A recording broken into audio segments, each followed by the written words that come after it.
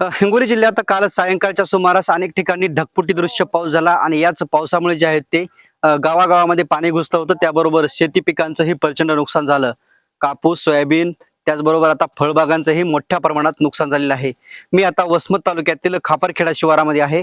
आपण जर बघितलं तर ही खापरखेडा शिवारातली जी आहे ती कारल्याची बाग आहे आणि ही कारल्याची बाग जी आहे ते पूर्णतः भुईसपाट झालेली आहे. ही बाग भुईसपाट झाल्याने जे आहे ते महिला शेतकऱ्यांच्या डोळ्यात जे आहे ते अश्रू आहेत, त्यांच्या जे आहेत ते भावना या ठिकाणी त्यांचा हृदय जे आहे ते भरून आलेलं आहे. आजही काही होणार नाही, होईल, मदत करेल, सगळं कोणी येईल. काय नेमकी नुकसान काय झाली? नुकसान खूप झाले ना बापू. आता दोंडी घास आलेला गेला ना आमची. आता काय रात्र दिवस कष्ट करून काय उपयोग आहे? हे असा निसर्ग काल कारलं तोडायचं तर तोडणं झालं नाही, भाव भेटणं म्हणून सन्या. एकदा शेतकरी सगळे तोडायलेत म्हणून आम्ही तोडला नाही काल. नुकसान व्हायली म्हणून सन्या.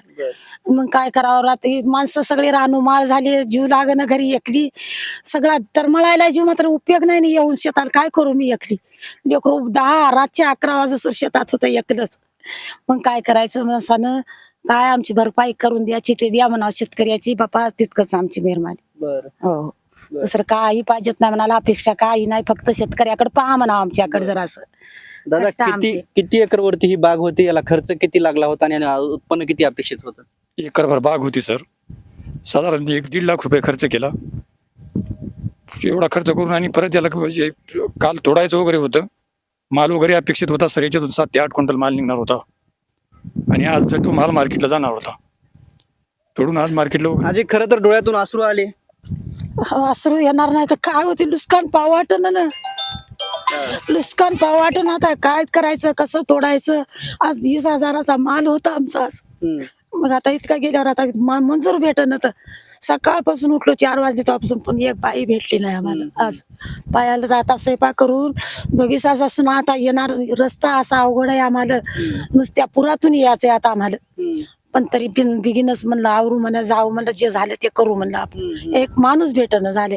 काय खरं तर आपण बघतोय की या महिला शेतकऱ्यांच्या डोळ्यामध्ये जे आहे ते अश्रूच्या धारा लागलेल्या आहेत. खरं तर आपण बघतोय की मोठ्या प्रमाणात या ठिकाणी शेतकऱ्यांचं जे आहे ते नुकसान झालेलं आहे.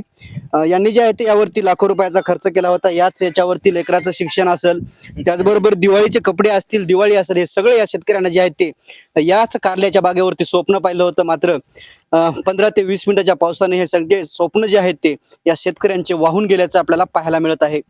कॅमेरामन ज्ञानेश्वर वानखेडेसह मी रमेश चेंडके, TV9 मराठी, खापरखेडा, वसमत, हिंगोली.